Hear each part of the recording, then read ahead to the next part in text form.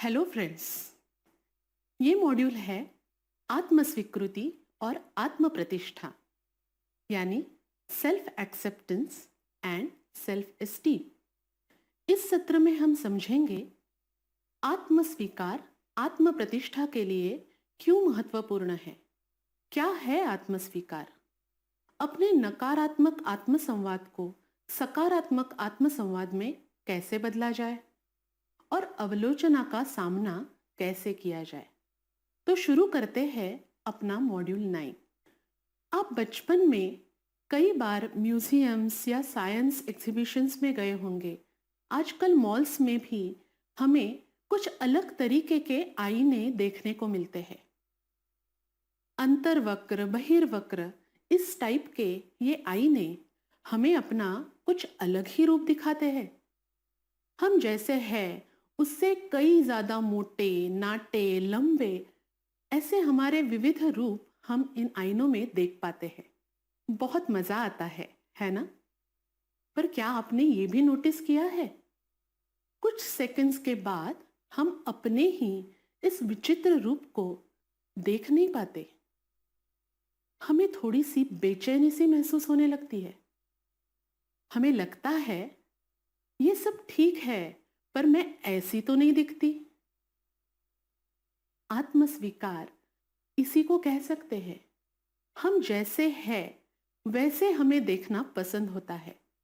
हम जिस जैसे नहीं हैं, जो हम में कमियां या गुण हम में नहीं है वो हम में हैं, ऐसे मान के चलना हमारे लिए कोई सुखकारक अनुभव नहीं है। आत्मस्वीकार हमारे लिए क्यों महत्वपूर्ण है, चलो देखते हैं। हम सब इंसान कुछ कमियां और कुछ अच्छाइयां लेके बने हैं। हम में कुछ खामियां हैं तो कुछ खूबियां। इन सारों के साथ हम एक पूर्ण इंसान बनते हैं। जब हम पूरी तरह अपने स्ट्रेंथ्स और वीकनेसेस दोनों के साथ अपने आप को स्वीकार करते हैं, उसके कई सारे फायदे हैं। हम अपने कमियों पे ध्यान देते हैं, खुद का परीक्षण करते हैं, वो कमियां कैसे सुधार पाए उसके लिए मेहनत भी करते हैं। उसी के साथ हम अपने जो स्ट्रेंथ्स है, जो हमारे शक्ति स्थान है, उनका भी पूरा उपयोग करना जानते हैं। आत्मस्वीकार हमें खुद की आलोचना से बचाता है, हमें खुद को समझने का एक अच्छा तरीका समझाता है। हमारे अंदर की व्यक्ति रियलिस्टिक रूप में कितनी सक्षम है, ये हमें बताता है आत्मस्वीकार। इसलिए एक स्वस्थ आत्मस्वीकार बहुत जरूरी है। और दूसरी महत्वपूर्ण बात यह है कि आज जो मुझ में खामियां हैं, जो मेरी वीकनेसेस है, वो क्या है? तो वो ऐसी क्षमताएं हैं जिनको अभी तक मैंने पूर्ण रूप से विकसित नहीं किया है। पर ऐसी तो बात नहीं कि अगर मैं इच्छा और प्रयास करूं तो ये क्षमताएं मैं विकसित नहीं कर सकती। तो हमारी कमियां ऐसे स्किल्स हैं जो मैं अपने प्रयासों से अच्छी तरह डेवलप कर सकती हूं। ये एहसास भी दिलाता है मुझे मेरा आत्मस्वीकार।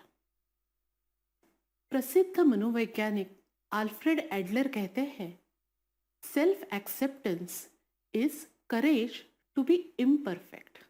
चलो समझते हैं इस वाक्य को। हम सबको अपनी जिंदगी में परफेक्ट बनना होता है ना? हमारे सारे प्रयास उस आइडियल या परफेक्ट सेल्फ बनने में लग जाते हैं। पर क्या ये वास्तव अपेक्षा है? क्या ऐसी कोई चीज है जो हर मायने में परफेक्ट हो? नहीं ना।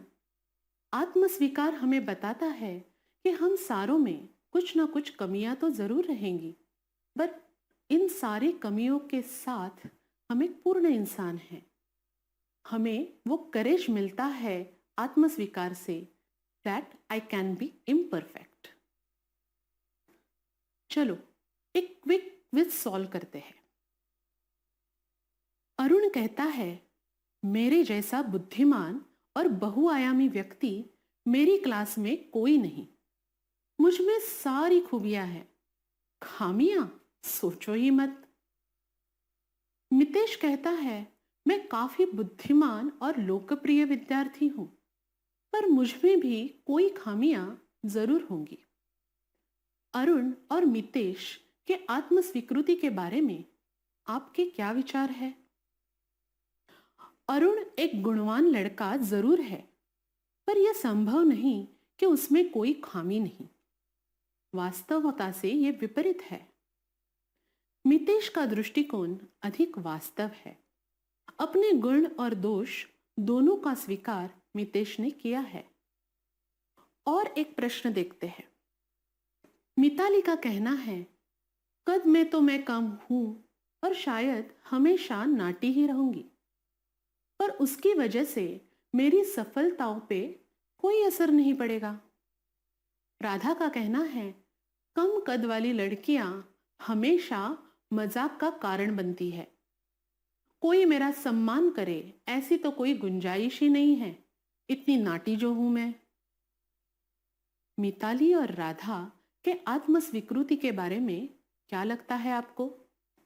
अपनी हाइट कम होने की स्थिति को मिताली ने स्वीकार तो किया है, पर अपनी बाकी सफलताओं को वो एक इस चीज से नहीं जोड़ रही।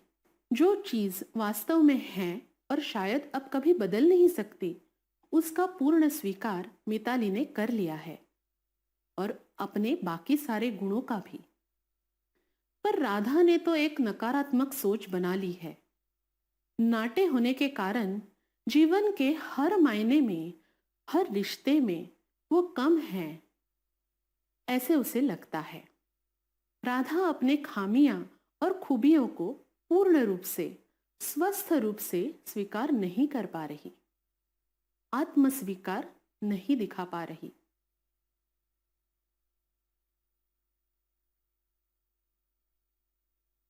चलो देखते हैं हेल्दी सेल्फ एक्सेप्टेंस यानी स्वस्थ आत्मस्वीकार क्या है।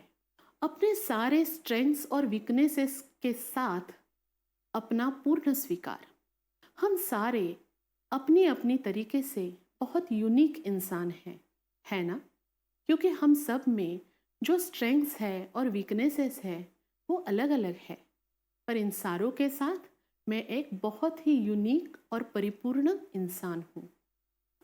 जब हम अपनी कमजोरियों पे ही ध्यान देते हैं तो हम अपने आत्मस्वीकार को हेल्दी नहीं रख पाते। हम अपने अच्छाइयों को समझ ही नहीं पाते। फिर हम खुद को निग्लेक्ट करने लगते हैं, रिजेक्ट करने लगते हैं। जितने गुण हम में हैं उससे हम खुद को कमतर मानने लगते हैं। ये कोई हेल्दी सेल्फ एक्सेप्टेंस नहीं है। चलो एक एक्टिविटी करते हैं। अपने पेपर पे एक बड़ा सा सर्कल बनाइए और उसमें 3 पार्ट्स कीजिए। ऊपर के लेफ्ट पार्ट में आप लिखोगे आपकी सारी स्ट्रेंथ्स यानी शक्तियां। राइट हैंड साइड के पार्ट में लिखोगे अपनी वीकनेसेस यानी कमजोरियां। और नीचे वाला जो पार्ट है उसमें आप लिखोगे आपको क्या पसंद है और क्या नापसंद है। जैसे मेरा फेवरेट कलर क्या है, मुझे खाने में क्या अच्छा लगता है, मुझे कौन सा कलाकार पसंद है। ये सारी चीज़ें हम लिखेंगे अपने पसंद नापसंद वाले पार्ट में। कर लिया आपने? आप देखोगे कि इन तीनों ही पार्ट्स में आपने खुद के बारे में बहुत कुछ लिखा है। आपके सामने अब जो चित्र है वो और कुछ नहीं, आपका अपना सेल्फी है, एक सेल्फ इमेज है। मेरी शक्तियाँ, मेरी कमजोरियाँ और मेरे पसंद और नापसंद की चीज़ें। आप ये भी देखोगे कि पसंद और नापसंद की जो चीज़ें आपने लिखी है वो आपके दोस्तों से काफ़ी कुछ अलग होंगी। हमें ये याद रखना चाहिए कि मुझे क्या पसंद है और औरों को क्या, ये बहुत अलग चीज़ हो सकती है। इसका संबंध हम अपने शक्तियों से या कमजोरियों से नहीं जोड़े। आपने जो अभी सेल्फ इमेज बनाई, क्या उसमें वीकनेसेस वाले पार्ट में बहुत ज़्यादा लिखा है और स्ट्रेंथ्स में बहुत कम? क्या आपको लगता है कि मैं ऐसा ही हूँ, मुझ में ज़्यादा कुछ अच्छा है ही नहीं, सब कुछ तो कमियां ही हैं। अगर आपको ऐसा लग रहा है तो इसका मतलब है आपने अपनी एक निगेटिव सेल्फ इमेज, नकारात्मक आत्मछवि बना ली है। ऐसी नकारात्मक आत्मछवि हमें अपने विकास के लिए कोई मदद नहीं करती। तो इसको हमें एक सकारात्मक आत्मछवि में बदलना तो जरूर है। आइए देखते हैं कैसे किया जाए। इसके 4 स्टेप्स है। पहला स्टेप है अवेयरनेस यानी जागरूकता। हमें पहले ये समझना पड़ेगा कि हमने जो हमारी निगेटिव सेल्फ इमेज बना रखी है वो वास्तव नहीं है। ऐसा संभव नहीं है कि मुझ में कोई अच्छाइयाँ है नहीं और सारी की सारी कमियां ही हैं। हम जब इस बारे में अवेयर हो जाएंगे तो हम खुद के निगेटिव सेल्फ इमेज का और अपने अच्छाइयों का दोनों का स्वीकार कर पाएंगे। ये है हमारी दूसरी स्टेप। मुझ में कमियां तो रहेंगी, पर क्या है ये कमियां, इनके कारण मुझे क्या परेशानी है और मुझ में जो अच्छाइयाँ हैं उनको मैं और अच्छी तरीके से कैसे इस्तेमाल कर सकती हूँ। ये सब सोच यानी कि विश्लेषण, एनालिसिस, ये है हमारी तीसरी स्टेप। जब हम ये विश्लेषण करेंगे तो धीरे धीरे हमारा खुद की तरफ देखने का नजरिया बदलने लगेगा। हम में खामियां और खूबियां दोनों हैं, ये बात हम अच्छी तरीके से समझ जाएंगे और हमारी निगेटिव सेल्फ इमेज को एक पॉजिटिव सेल्फ इमेज में बदल पाएंगे। आत्मस्वीकार 2 प्रकार का होता है। एक होता है निष्क्रिय आत्मस्वीकार यानी पैसिव सेल्फ एक्सेप्टेंस। ऐसे आत्मस्वीकार में मैं अपने कमजोरियों को मानती तो हूं, पर उन्हें बदलने का, उनमें सुधार लाने का कोई प्रयास नहीं करती। हाँ, मुझे पता है मैं अच्छा खाना नहीं बना पाती, पर क्या करूं? साइंस सब्जेक्ट में मैं बहुत ही वीक हूं और कुछ हो भी नहीं सकता। ये है मेरी कमजोरियों का पैसिव एक्सेप्टेंस। ऐसा पैसिव सेल्फ एक्सेप्टेंस मुझे अपने कौशल विकसन करने के लिए कोई मदद नहीं करता। दूसरा सेल्फ एक्सेप्टेंस है एक्टिव सेल्फ एक्सेप्टेंस यानी सक्रिय आत्मस्वीकार। ऐसे आत्मस्वीकार में मैं अपने कमजोरियों को मानती हूँ और उन्हें विकसित करने के लिए प्रयास भी करती हूँ। हाँ, मेरी साइंस सब्जेक्ट थोड़ी वीक है, पर अगर मैं मेहनत करूँ तो पक्का सुधर पाऊंगी। खाना बनाना नहीं आता मुझे, पर रोज प्रैक्टिस करने से मैं अच्छा खाना बना पाऊंगी। ये है एक्टिव सेल्फ एक्सेप्टेंस यानी सक्रिय आत्मस्वीकार। सक्रिय आत्मस्वीकार हेल्दी सेल्फ एक्सेप्टेंस का एक महत्वपूर्ण अंग है। हमारे व्यक्तित्व का एक अहम और दृश्य हिस्सा है हमारा शारीर रूप, यानी हम कैसे दिखते हैं, हमारा रंग कैसा है, हमारी आंखें कैसी है, नाक कैसी है, बाल कैसे है, ऊंचाई कितनी है, कद कैसा है। इन सब से मैं कैसी दिखती हूँ ये मुझे पता चलता है। हम इसको कहेंगे बॉडी इमेज। मैं अपने आप को क्या एक सुंदर व्यक्ति मानती हूँ?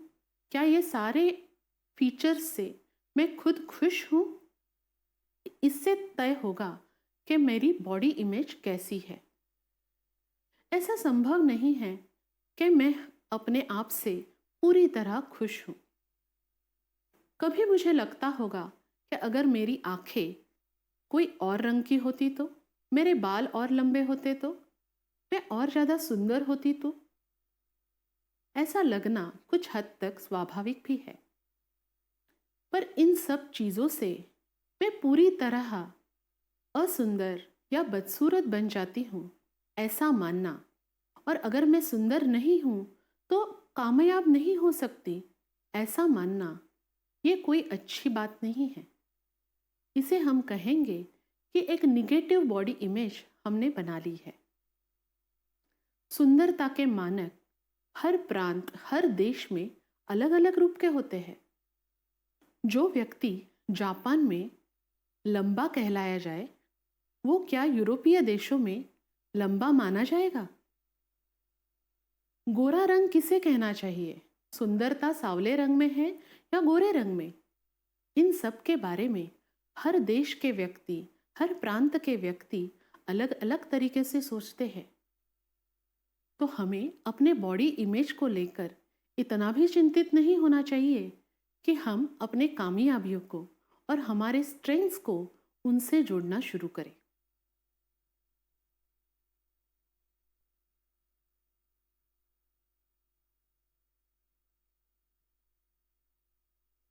अपने बॉडी इमेज और पूरे व्यक्तित्व के बारे में और एक महत्वपूर्ण बात आज हम समझ लेते हैं। इनमें से कौन सी चीजें हैं जो हमारे नियंत्रण में हैं? क्या मैं बदल सकती हूँ अपना रंग? मेरे व्यक्तित्व में ऐसे कौन से पहलू हैं जिन पे मैं काम कर सकती हूँ, और ऐसे कौन से जो मेरे नियंत्रण के बाहर है? इससे पहले थोड़ा ये भी तो समझ ले कि हम बने कैसे हैं। आज मैं जैसे बनी हूँ, जैसे बड़ी हुई हूँ, इसमें क्या क्या चीजें हैं जिन्होंने मुझे ऐसे बनाया है? आइए देखते हैं। हम जब बड़े होते हैं तो हमारे विकसन में चार चीजों का महत्वपूर्ण कंट्रीब्यूशन रहता है। सबसे पहली बात है नेचर, यानी प्रकृति। प्रकृति मतलब मुझे जो जीन्स, मेरा जो जेनेटिक मेकअप मुझे अपने पेरेंट्स से मिला है, जो जीन्स लेके मैं पैदा हुई हूँ, इनमें वो सारी अनुवांशिक खूबियाँ आ गई जो मुझे अपने माँ बाप से, दादा दादी, नाना नानी से मिली है। दूसरा हिस्सा होता है नर्चर, या मेरी परवरिश का। जिस तरीके से मेरा पालन पोषण हुआ है, मुझे बड़ा किया गया है, मेरे माँ बाप और बाकी रिश्तेदारों से मुझे जो संस्कार मिले हैं, इन सबको हम कहेंगे नर्चर, जैसे मैं बड़ी हुई हूँ। अब थोड़ा इससे आगे चलते हैं। तीसरा हिस्सा है कल्चर, यानी संस्कृति। जिस प्रदेश में मैं रहती हूँ, जिस तरह के समाज में मैं बड़ी हो रही हूँ, वहाँ के अपने कुछ रीति रिवाज है, कुछ समझ है। ये सब देख के, समझ के मैं बड़ी होती हूँ। इन सब का एक बड़ा प्रभाव मेरे व्यक्तित्व पे हमेशा बनता है। नेचर, नर्चर और कल्चर, ये तीन हिस्से तो हमने देख लिए, पर चौथा हिस्सा है सिग्नेचर, यानी मेरे अपने खुद के हस्ताक्षर। ऐसा क्या है जो मैं इन सब चीज़ों से सीखती हूँ, समझती हूँ और अपने व्यक्तित्व को विकसित करती हूँ? थोड़ा और समझते हैं इस बात को। हमने कई बार देखा है कि दो जुड़वा भाई या बहनें बिल्कुल अलग स्वभाव के होते हैं। उनके सोचने का तरीका, काम करने का तरीका बहुत ही अलग रहता है। हम अचंभित भी हो जाते हैं, ऐसा क्यों है भला? उनके लिए जेनेटिक मेकअप, यानी नेचर, जिन माँ बाप ने उन्हें पाल पोस के बड़ा किया है, नर्चर, और जिस समाज में वो बड़े हुए हैं, यानी कल्चर, ये तीनों हिस्से बराबर के ही तो थे। फिर भी ये दो व्यक्ति बहुत ही अलग अलग दो व्यक्तित्व कैसे बन जाते हैं? इसका जवाब है ये चौथा हिस्सा, उनका अपना सिग्नेचर। मुझे चाहे अनुवांशिकता में कोई भी स्ट्रेंथ्स मिले, कोई कमजोरियां मिले, मैं बड़ी होते हुए काफी कुछ चीजें सीखती हूँ, समझती हूँ और कुछ कौशल विकसित नहीं कर पाती, पर इन सब की तरफ मैं क्या नजरिया बनाती हूँ, उनको विकसन करने का मेरा क्या प्रयास करती हूँ, ये है मेरा अपना सिग्नेचर। मैंने कहा, यह चौथा हिस्सा सबसे महत्वपूर्ण है। बताती हूँ क्यों। क्या नेचर, नर्चर और कल्चर मेरे नियंत्रण में है? क्या मैं बदल सकती हूँ अपने जीन्स को? क्या मैं बदल सकती हूँ अपने माँ बाप को? नहीं। पर इन सब से मैं जो अपना नजरिया बनाती हूँ वो बिल्कुल मेरा अपना है। उसमें मेरा पूरा नियंत्रण है और यही तय करेगा कि मेरा व्यक्तित्व कैसे बनेगा। हम कई बार सोशल कॉन्टेक्स्ट में औरों के साथ खुद की तुलना करते रहते हैं, कंपैरिजन करते रहते हैं।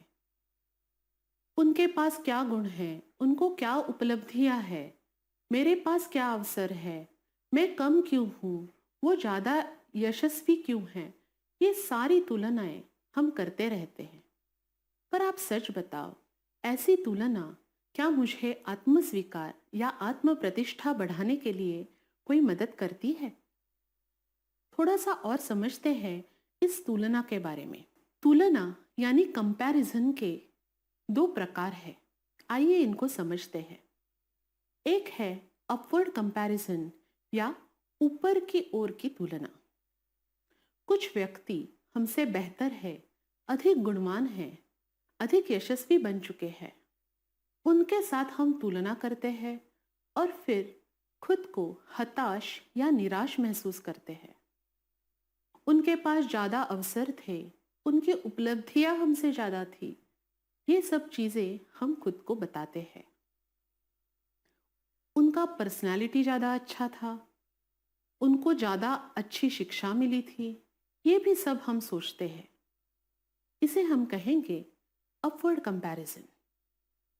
दूसरी ओर दूसरे प्रकार की तुलना, जिसे हम कहेंगे डाउनवर्ड कंपैरिजन, जो हमारे जितने अच्छे नहीं हैं, जिनमें हमसे कम गुण हैं या जिनकी अचीवमेंट्स हमसे कम हैं, उनके साथ तुलना। मेरी क्लास में मेरे जितना अच्छा मैथ्स तो किसी का नहीं है। मैं इतना सुंदर हूँ कि बस, बाकी और मेरे सामने कुछ नहीं है। ये है डाउनवर्ड कंपैरिजन। डाउनवर्ड कंपैरिजन से आपको थोड़ी देर तक अच्छा तो ज़रूर लगता है, औरों से मैं अच्छा जो हूँ। पर क्या ऐसी कंपैरिजन भी आपको स्वस्थ आत्मस्वीकार और स्वस्थ आत्म प्रतिष्ठा बनाने में मदद करती है? जी बिल्कुल नहीं। तो ऐसी तुलना हम करें ही क्यों जो हमारे कोई मदद की नहीं है। हमने देखा है, अपने गुणों को और कमजोरियों को मिलाकर हम सारे बहुत ही यूनिक इंसान हैं।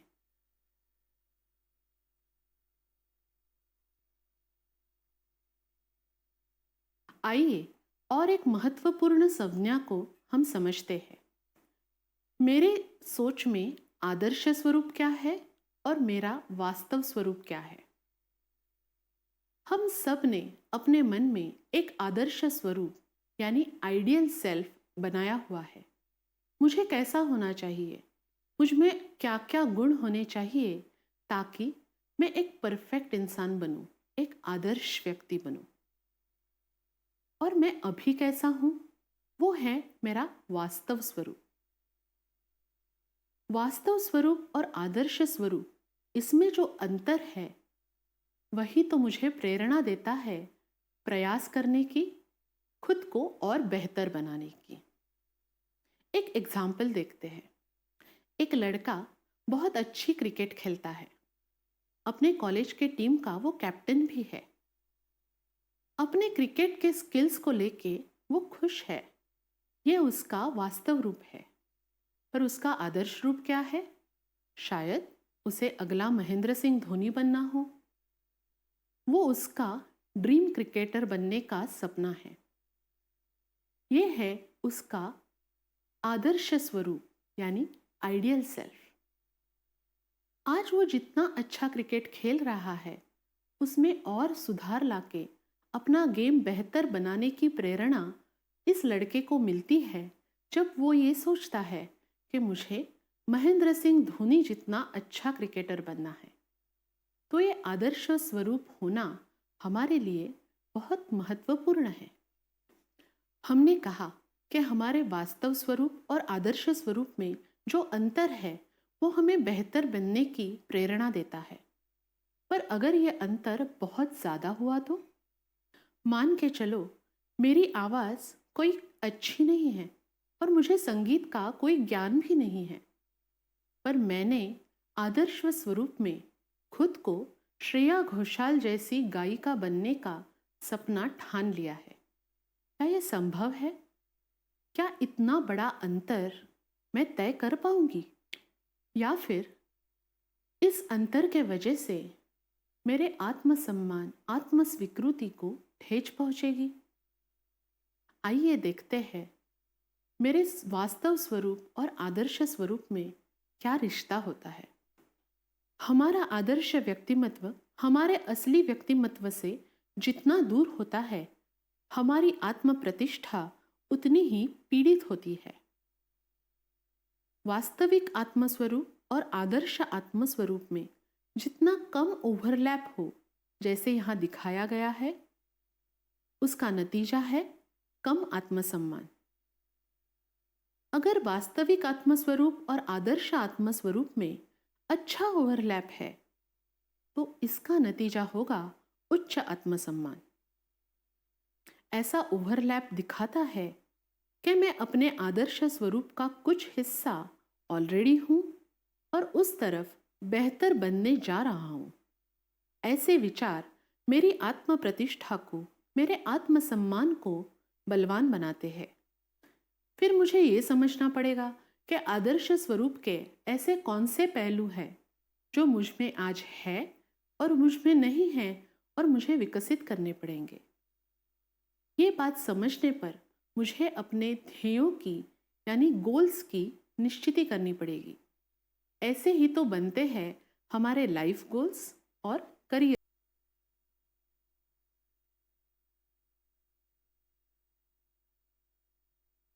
चलो समझते हैं आत्मसंवाद यानी सेल्फ टॉक क्या है। हम पूरे वक्त जो सोचते रहते हैं वो क्या है? हमारा सोचना यानी कि थिंकिंग क्या है? ये है हमने खुद से किया हुआ संवाद, आत्मसंवाद यानी सेल्फ टॉक। हम सोचते हैं मतलब हम अपने आप से कुछ कहते हैं, कुछ बताते हैं। ये सेल्फ टॉक, आत्मसंवाद निरंतर रूप से हमारे मन में चलता रहता है। ये आत्मसंवाद सकारात्मक है या नकारात्मक? सबकॉन्शियस लेवल में हमारा ये जो आत्मसंवाद चलता रहता है, उसका बहुत बड़ा परिणाम होता है अगर मेरे मन में नकारात्मक आत्मसंवाद चल रहा है, यानी सारे निगेटिव थॉट्स चल रहे हैं, तो इससे मेरी आत्म प्रतिष्ठा को हानि ही पहुंचेगी। नकारात्मक और सकारात्मक आत्मसंवाद समझने से पहले और एक इम्पॉर्टेंट कंसेप्ट देखते हैं। आप अपने स्क्रीन पे जो देख रहे हैं एक त्रिकोण, ये हमारे लिए एक बहुत ही महत्वपूर्ण त्रिकोण है। इसे अच्छे से समझिए। इस त्रिकोण के 3 कोने हैं, विचार यानी थिंकिंग, भावना यानी इमोशंस और वर्तन यानी बिहेवियर। विचार ये जो कोना है यानी थिंकिंग, यह और कुछ नहीं, आत्मसंवाद है। हम मन में जो बात करते हैं, हमारा जो आत्मसंवाद शुरू रहता है, उसका परिणाम हमारे मन में भावना निर्माण होने पे होता है। एक एग्जाम्पल बताती हूँ। मैं अगर रास्ते से चल रही हूँ और सामने से एक बड़ा सा कुत्ता आ जाता है। अगर मैं कुत्ता पसंद करती हूँ तो उस कुत्ते को देख के मेरे मन में विचार आता है, वाह कितना उम्दा कुत्ता है, मुझे कुत्ते बहुत पसंद है। ये आत्मसंवाद आने पर मेरे मन में कौन सी भावना आएगी? ये भावना होगी प्रेम की, खुशी की। फिर मेरा वर्तन कैसे रहेगा? मैं शायद उस डॉगी को पास जाके प्यार करूंगी, उसके साथ बात करूंगी। और एक एग्जाम्पल देखते हैं। मैं ऐसे ही रास्ते से जा रही हूं और सामने से वही बड़ा सा कुत्ता आता है, पर मेरे मन में जो आत्मसंवाद चल रहा है वो ये है, अरे बाप रे, इतना बड़ा कुत्ता, कितना डरावना है, मुझे कुत्ते बिल्कुल पसंद नहीं है। इस आत्मसंवाद के बाद मेरे मन में जो भावना आएगी वो होगी डर की, और फिर मेरा वर्तन उस कुत्ते को अवॉइड करके रास्ते के दूसरी तरफ से चले जाने का होगा। तो आपने देखा, जैसे मेरे विचार वैसी मेरी भावनाएं और वैसा मेरा वर्तन। तो मेरे विचारों से ही मेरी भावनाएं और वर्तन बनता है। इसलिए मेरे विचारों को यानी मेरे सेल्फ टॉक को समझना हमारे लिए महत्वपूर्ण है। और एक बात समझ लेते हैं, सिर्फ मेरे विचारों से भावना निर्माण होती है ऐसा नहीं है।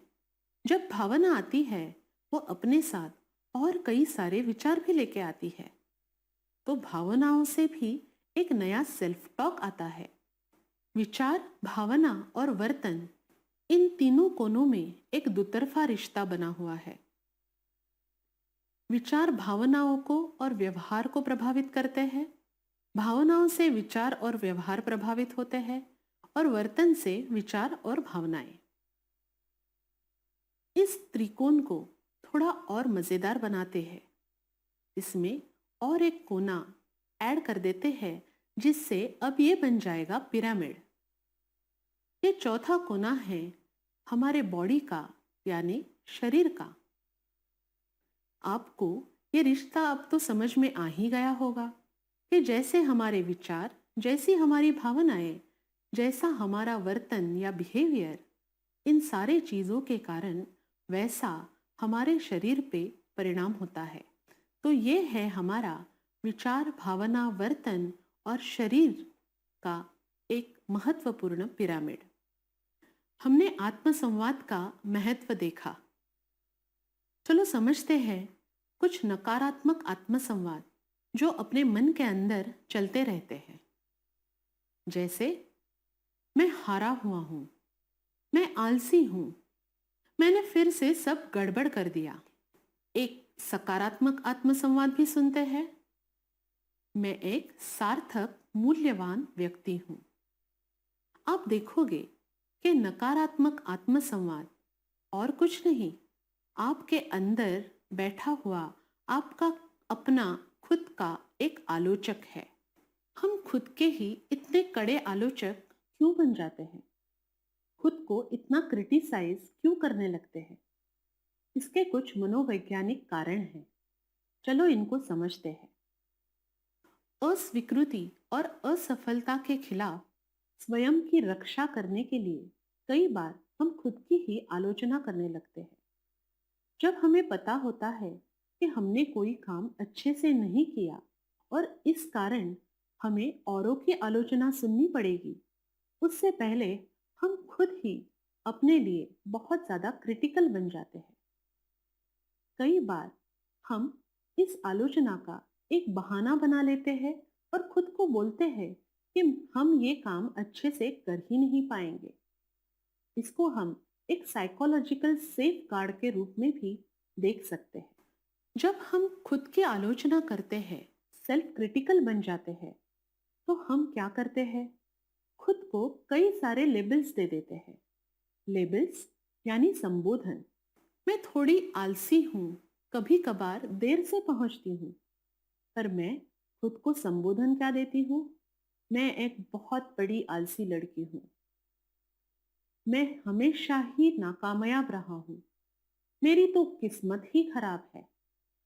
जब मैं ऐसे लेबल्स या संबोधन खुद को दे देती हूँ, तो मेरा आत्मसंवाद भी वैसे ही होने लगता है।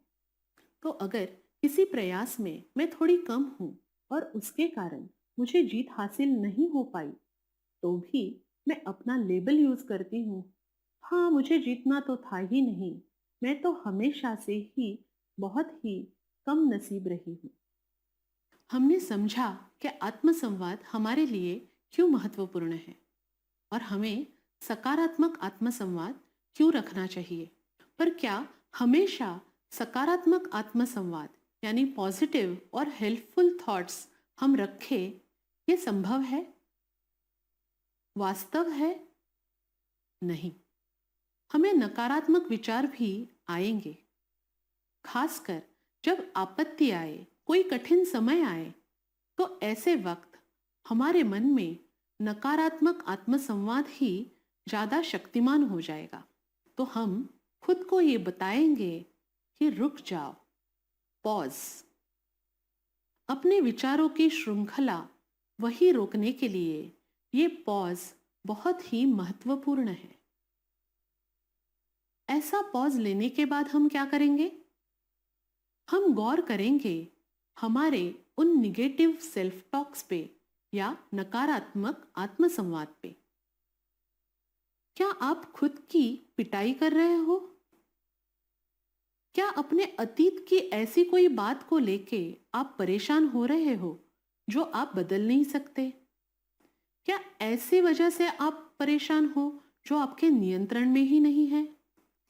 क्या आप खुद को दोषी मान के या अपराधी भाव से ऐसे निगेटिव सेल्फ टॉक में चले जा रहे हो? इन सब चीजों पे हम गौर करेंगे। जैसे ही हम पॉज करते हैं और अपने सेल्फ टॉक को देखना शुरू करते हैं, ये नकारात्मक आत्मसंवाद क्यों हो रहा है ये समझने की कोशिश करते हैं, धीरे धीरे ऐसे आत्मसंवाद पे हमारा नियंत्रण आने लगता है।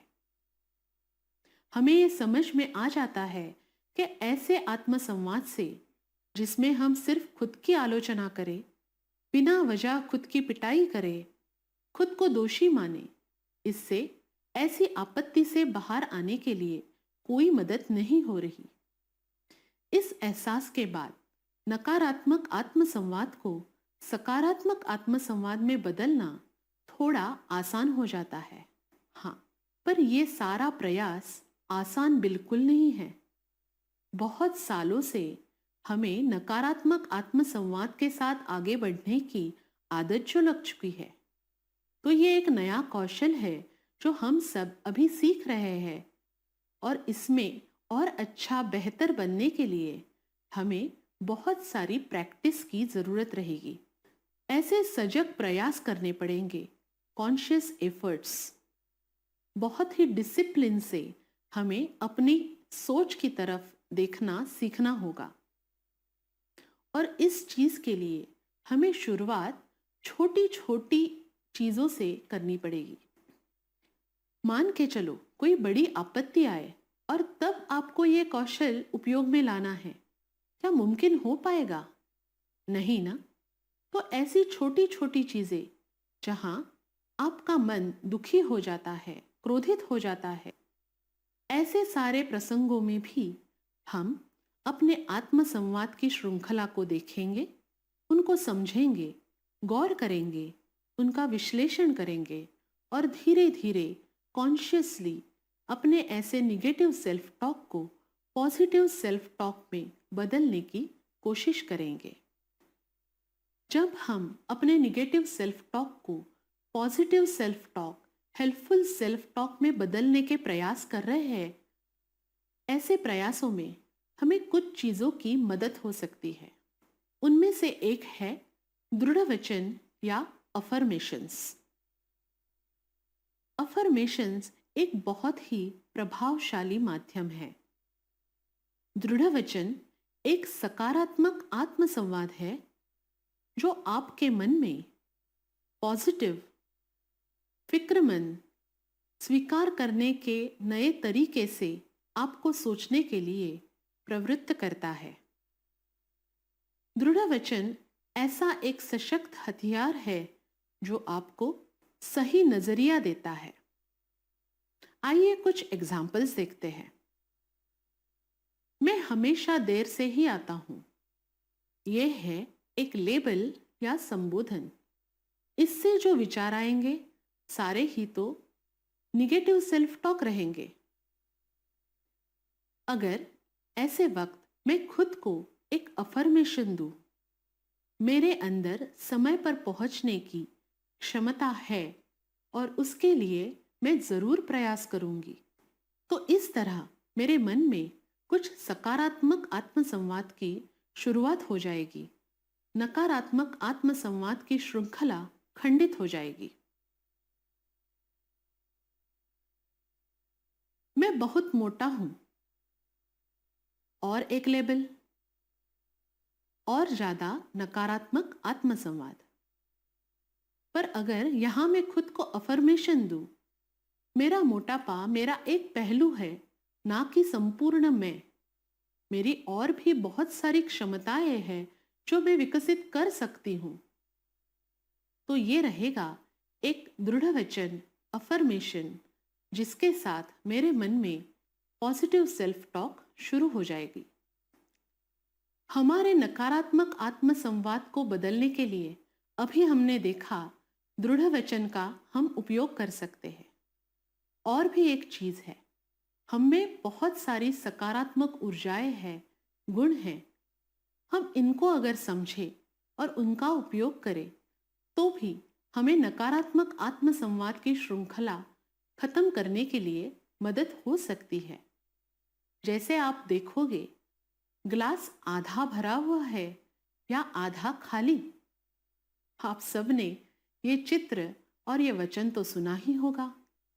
कोई भी परिस्थिति में हमारे पास जो उपलब्धियां हैं, उनकी तरफ हम कैसे देखते हैं, जो अच्छा हमारे पास है, हम उसका किस तरीके से उपयोग करते हैं, कैसा नजरिया रखते हैं, इस पे हमारा आत्मसंवाद निर्भर है। इन चीजों का सही तरीके से हम उपयोग करेंगे तो नकारात्मक आत्मसंवाद से सकारात्मक आत्मसंवाद तक जाने के लिए हम तैयार हो जाएंगे।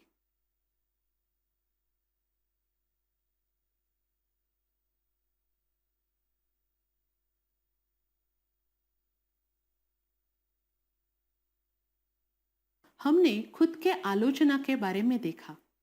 अब थोड़ा देखते हैं इस आलोचना और आत्म प्रतिष्ठा, इसमें क्या रिश्ता है। सेल्फ एस्टीम यानी आत्म प्रतिष्ठा हमारा खुद के प्रति नजरिया है। हम खुद को कितना लायक और काबिल समझते हैं, ये नजरिया। आलोचना यानी क्रिटिसिज्म ऐसी टिप्पणी होती है जिसमें कोई हमें अपना फैसला, जजमेंट सुनाता है, कोई मूल्यांकन करता है, हमारा इवैल्यूएशन करता है, या फिर कोई हमारे बारे में गलती भरा बयान भी करता है। ये सब सुनकर हमें बुरा भी लगता है और हमारी आत्म प्रतिष्ठा को ठेस भी पहुंचती है। ऐसी आलोचना आत्म प्रतिष्ठा बढ़ाने में कभी मदद नहीं करती। स्वस्थ आत्म प्रतिष्ठा यानी हेल्दी सेल्फ एस्टीम के लिए जरूरी है प्यार, समर्थन यानी सपोर्ट, और सहायता यानी असिस्टेंस। जब हमारे दोस्तों से, हमारे माँ बाप से हमें ये प्यार, समर्थन और सहायता मिले, तो हम आलोचना को अच्छी तरह लेकर अपनी आत्म प्रतिष्ठा बरकरार रख सकते हैं। आलोचना दो प्रकार की होती है। विनाशकारी आलोचना यानी डिस्ट्रक्टिव क्रिटिसिज्म, और दूसरी होती है रचनात्मक आलोचना यानी कंस्ट्रक्टिव क्रिटिसिज्म। विनाशकारी आलोचना, डिस्ट्रक्टिव क्रिटिसिज्म क्या होती है? ये अक्सर रूप से सामान्य होती है। कोई एक विशिष्ट व्यवहार पे ध्यान नहीं देती, बल्कि आपके पूरे नजरिए को, आपके पूरे व्यक्तित्व को संबोधन लगा देती है। आप पूरे एक व्यक्ति के रूप में अच्छे नहीं हो, ऐसे बताती है। अर्थात आपके आत्म प्रतिष्ठा को कमजोर बना देती है। दूसरी तरफ रचनात्मक आलोचना या कंस्ट्रक्टिव क्रिटिसिज्म किसी व्यक्ति को या उसके नजरिए को लक्ष्य नहीं बनाती, बल्कि क्या कमी है और वो सुधारने में क्या कर सकते हैं ये सुझाव प्रदान करती है, मददगार रहती है। ऐसी आलोचना स्वयं में सुधार लाने के लिए मदद करती है। वो किसी विशिष्ट व्यवहार के बारे में बात करती है। ऐसी रचनात्मक आलोचना हमारे आत्म प्रतिष्ठा को और सबल बना देती है। अब देखते हैं रचनात्मक तथा विनाशकारी आलोचना से निपटने के क्या स्टेप्स हैं। पहले देखते हैं रचनात्मक आलोचना से निपटने के 3 चरण। पहला चरण है सुनो, यानी लिसन। आप जो आलोचना सुन रहे हो, जो कहा गया है, उसे आप अच्छी तरह से समझो। यदि नहीं समझे हो तो सवाल पूछो। ये समझ लो कि किस बारे में ये आलोचना की जा रही है, वो कौन सी कमजोरी है या कमी है जिसके बारे में ये आलोचना हो रही है। चरण 2 है जिसमें आपने जो समझा है उसे कंफर्म करो, आलोचना को दोहराओ। आलोचक ने जो आपको संदेश दिया है उसका सारांश निकालो और आलोचक के साथ वो कंफर्म करो। इससे ये दिखता है कि आप आलोचना का स्वीकार कर रहे हो, उससे कुछ सीखना चाहते हो और उसके बारे में डिफेंसिव नहीं हो रहे हो। जब आपने आलोचना सुनी है, समझी है, दोहराई है, तो चरण 3 है उस पर सुझाव मांगना। उस आलोचना के लिए, उन कमियों के लिए फिर आप अपने आप में सुधार लाना चाहते हो तो आलोचक से और अन्य व्यक्तियों से आप सुझाव मांगते हो। कई सारे ऑप्शंस और अल्टरनेटिव्स के बारे में सोचते हो। इन 3 चरणों में आप अपने रचनात्मक आलोचना से कुछ सीखते हो और खुद का विकास कर पाते हो। अब देखते हैं विनाशकारी आलोचना से निपटने के क्या तरीके हैं। जैसे मैंने कहा, विनाशकारी आलोचना यानी डिस्ट्रक्टिव क्रिटिसिज्म आपके पूरे व्यक्तित्व की आलोचना करता है। तो ऐसे आलोचना से निपटने के लिए 2 तरीके हो सकते हैं। कुछ तरीके अप्रभावी है, जैसे हम आक्रामक बन जाते हैं, एग्रेसिव, और डिफेंड करते हैं कि ऐसे सारे कमजोरियां हम में है ही नहीं। या फिर हम निष्क्रिय बन जाते हैं और चुपचाप सारी आलोचना सुन लेते हैं, भले हमें वो आलोचना सही लगे या गलत। चाहे आप आक्रामक बनो या निष्क्रिय बनो या फिर निष्क्रिय आक्रामक शैली यानी पैसिव एग्रेशन का इस्तेमाल करो, इन सब से आपके मन में जो भावना आती है वो पूरी तरह नकारात्मक होती है। फिर आप आलोचक से झगड़ा करते हो, उसे उकसाते हो या फिर उसके आलोचना को पूरी तरह दुर्लक्षित कर देते हो। अगर आलोचना विनाशकारी भी है तो हम उसे प्रभावी तरीके से हैंडल कर सकते हैं। हम पूरी आलोचना सुन ले और समझ ले, उनमें क्या क्या तथ्य है यानी फैक्ट्स है उनको समझने की कोशिश करें। जो तथ्य हमें सही लगते हैं उन तथ्यों का हम स्वीकार करें। ऐसा भी हो सकता है कि आलोचना में आपको कोई भी तथ्य ना लगे। ऐसी स्थिति में उस आलोचक की जो भावनाएं हैं, उन तथ्यों के पीछे उसके जो इमोशंस है उनको स्वीकार करें। जैसे कि अगर कोई गुस्से से आपको मूर्ख बोल रहा है, आपको पता है कि मैं मूर्ख तो नहीं हूं, पर यह शायद गुस्सा होके मुझे मूर्ख कह रहा है। तो जब मैं खुद मूर्ख होने का तथ्य स्वीकार नहीं करूंगी, पर यह बोलने वाला अभी गुस्से में है, इस भावना का स्वीकार जरूर कर सकती हूँ। अपने तथ्यों को और भावनाओं को जैसे मैंने समझा है उसको मैं फिर एक बार जांच भी लेती हूँ। ये है विनाशकारी आलोचना से निपटने का एक प्रभावी तरीका। आइए एक उदाहरण के साथ इस चीज को हम समझते हैं। मान के चलो आप एक कॉलेज स्टूडेंट है जो मैथ्स में थोड़ा वीक है, अच्छे गुण नहीं पा रहे हैं। आपके प्रोफेसर आपको कहते हैं, आप कैसे बुद्धू लड़के हो, आपको मैथ्स आती ही नहीं। अगर मैथ्स नहीं आती तो आप जिंदगी में आगे जाके क्या कर पाओगे? कोई फायदा नहीं है ऐसी शिक्षा का। यह सुन के आप बहुत ज्यादा निराश हो जाते हो। सही तो कह रहे हैं, गणित मेरी स्ट्रेंथ है ही नहीं।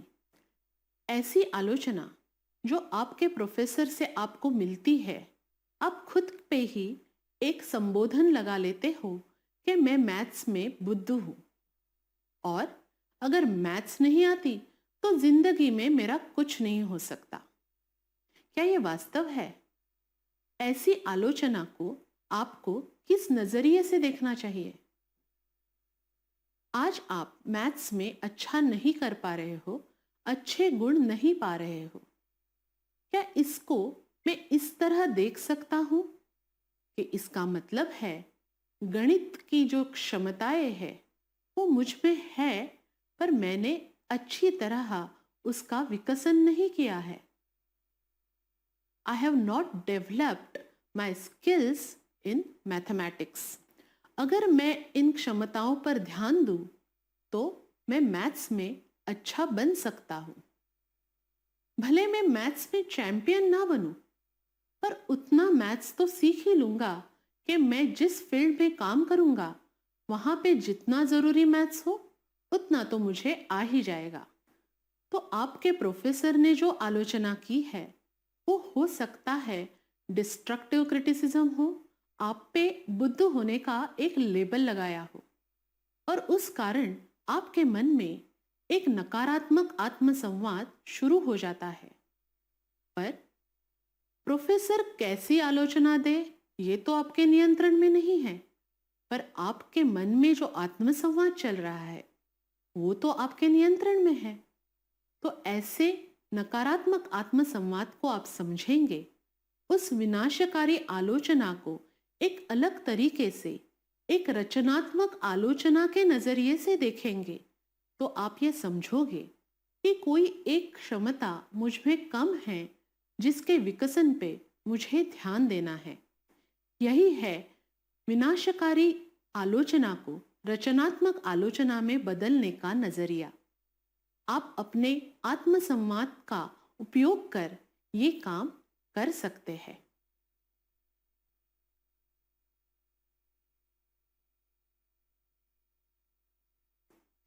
आइए अब समझते हैं आलोचना में आत्म प्रतिष्ठा की क्या भूमिका होती है।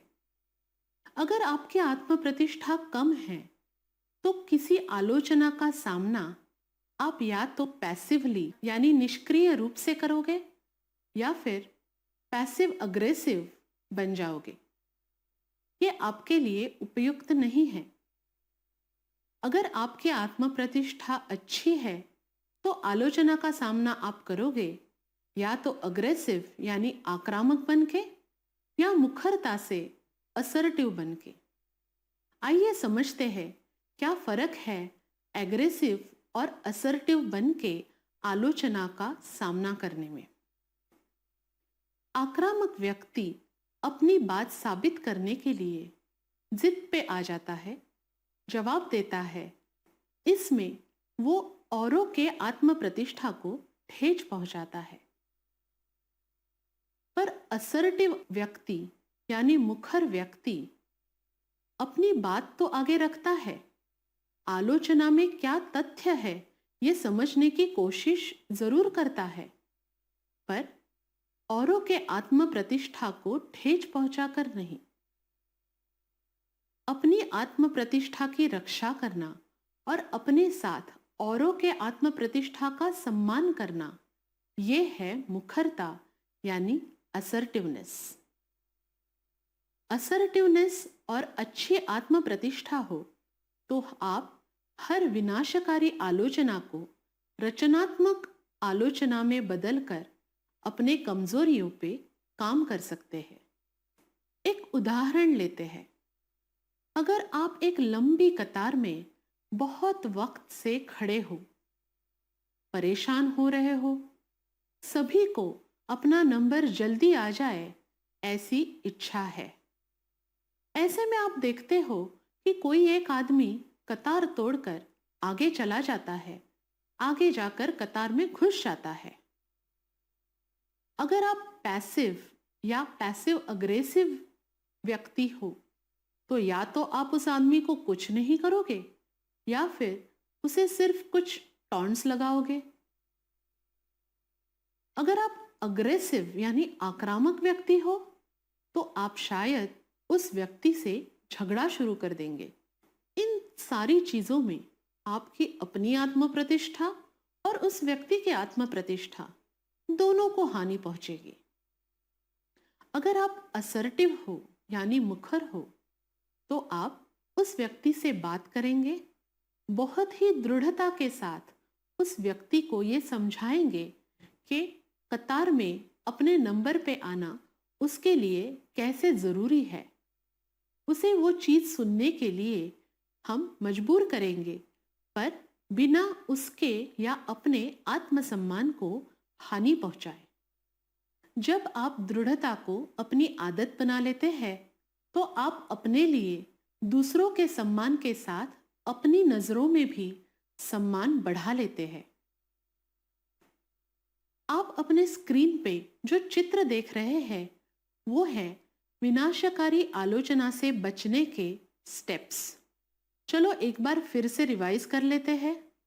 हमें विनाशकारी आलोचना का सामना करना पड़ रहा है। हम क्या करेंगे? हम ध्यान से उस आलोचना को सुनेंगे, समझने की कोशिश करेंगे। क्या ये क्रिटिसिज्म स्पेसिफिक है, किसी एक क्षमता के बारे में बात कर रहा है?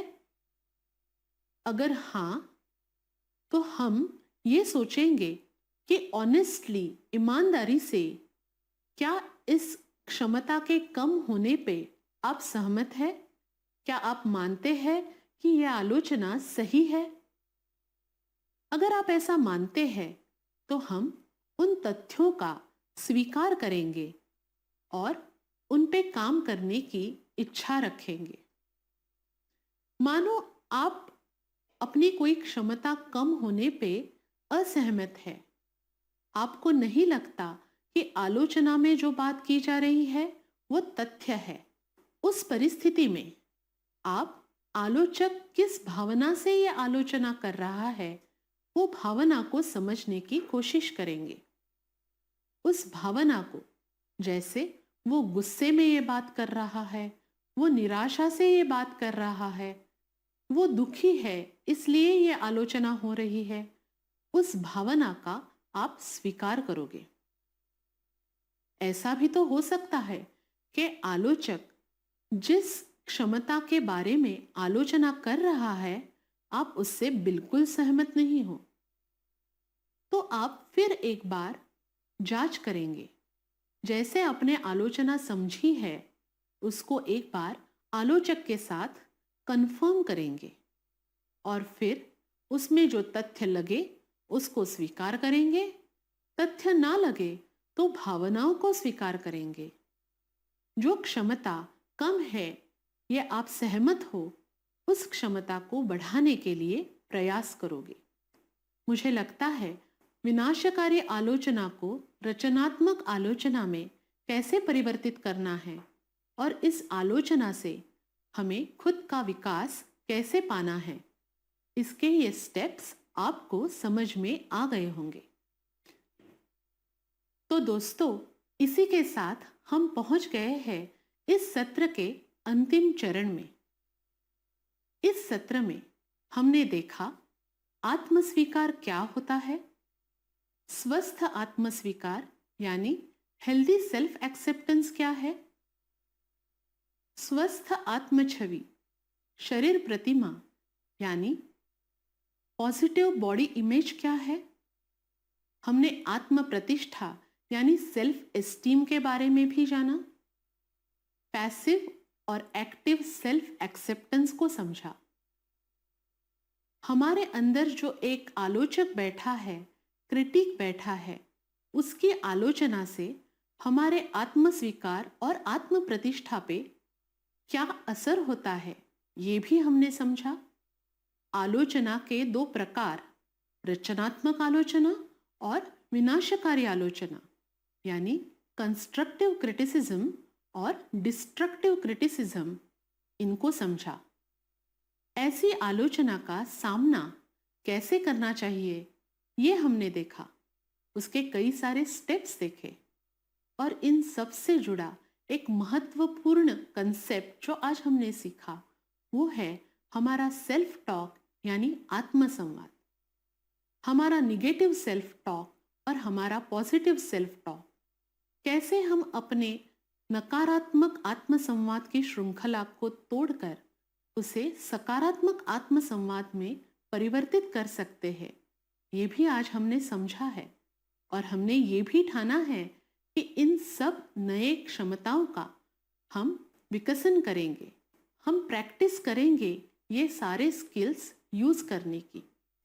तो दोस्तों, मुझे पूरा विश्वास है कि आज जो नई चीजें हमने सीखी है, आत्मसंवाद को जानना, समझना, एनालिसिस करना, आप आज से, अभी से ही उस स्किल को यूज करना पक्का शुरू कर देंगे और आपको इस चीज का बहुत फायदा भी होगा।